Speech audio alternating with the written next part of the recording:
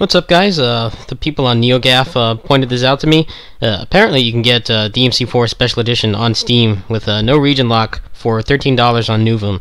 Nuuvem is like a Brazilian, like Steam retailer, as far as I know.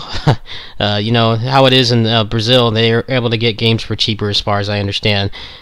Usually, there are region locks on the bigger games. You know, if you try to get some, you know, a larger AAA game like Batman or The Witcher 3 or something like that.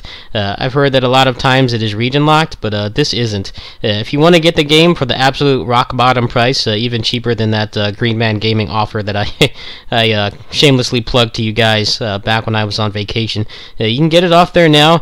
I just have to warn you guys, you know, people are having issues with it that you know, you really shouldn't be having any business having. Obviously, stuttering, like I said, is something that commonly happens in like you know, an open world game, like it's happening with Batman right now, because the game is memory leaking.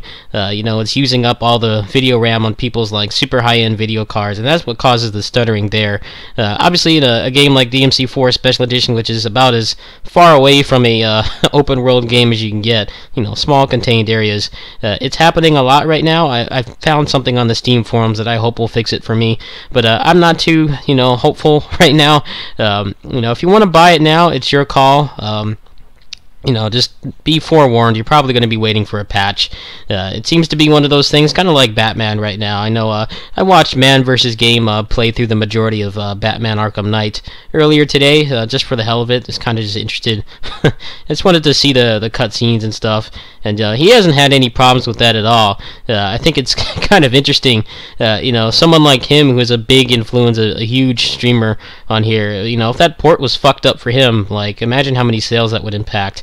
You know, this being a smaller game, you know, I hope that they will fix it. You know, they do have a bug report going on right now. They're probably just trying to gather everybody's, you know, issues and stuff and try to find a common solution. I hope that will happen. You know, I hope that I'll be able to actually play the game for you guys. It has dampened my plans a little bit. I really wasn't expecting to gain a bunch of viewers and ad revenue off the game. It's kind of just something I wanted to play. You know, the original DMC4 was one of the first like major releases that I covered. I did a lot of stuff for the original Warriors Orochi and Warriors Orochi 2 before this came out, but you know, it was like one of the biggest games for me.